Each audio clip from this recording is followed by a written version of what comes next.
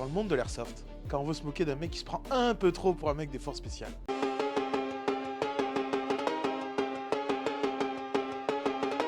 On lui dit « Mais alors, tu veux pas salir ton Crye ?» Crye Précision, c'est la référence dans le monde du tactique et dans le monde des forces spéciales. Entreprise créée par Galeb Crye, un designer industriel, il participe dans les années 2000 au programme Future Warrior. Notamment, ils développeront le camouflage multicam.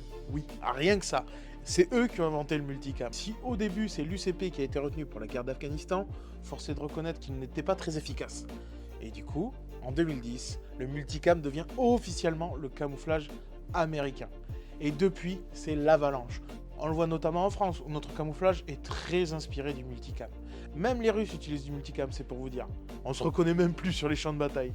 Mais au-delà de ça, Crye, c'est aussi une esthétique. Leurs pantalons G3 sont mythiques. Ils sont efficaces, pratiques, légers. La plupart des marques se sont basées sur lui pour faire leurs nouveaux pantalons. C'est vraiment devenu la référence du pantalon du militaire. Ensuite, on a le JPC, le gilet du FS. Léger, fait pour un emport minimum. Les FS l'adorent et l'utilisent. Et on le voit partout sur les terrains d'airsoft. Et puis il y a le airframe. Regardez-moi cette gueule, c'est magnifique. Le casque a été fait en 2 coques pour mieux absorber les chocs.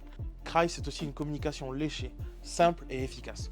Peu de produits, mais des produits de qualité, connus et reconnus, et utilisés par tous. Pendant longtemps, pour nous, airsofters français, il a été plutôt difficile de se fournir en matériel Crye. Ça demandait de faire de l'import, etc. Mais aujourd'hui, Evike Europe nous propose du Crye à son catalogue. Et ça, on adore. Je vous laisse aller voir sur leur site evike-europe.com. En attendant, moi je vous laisse. Je vais aller montrer mon nouveau flow à tous mes potes sur le terrain.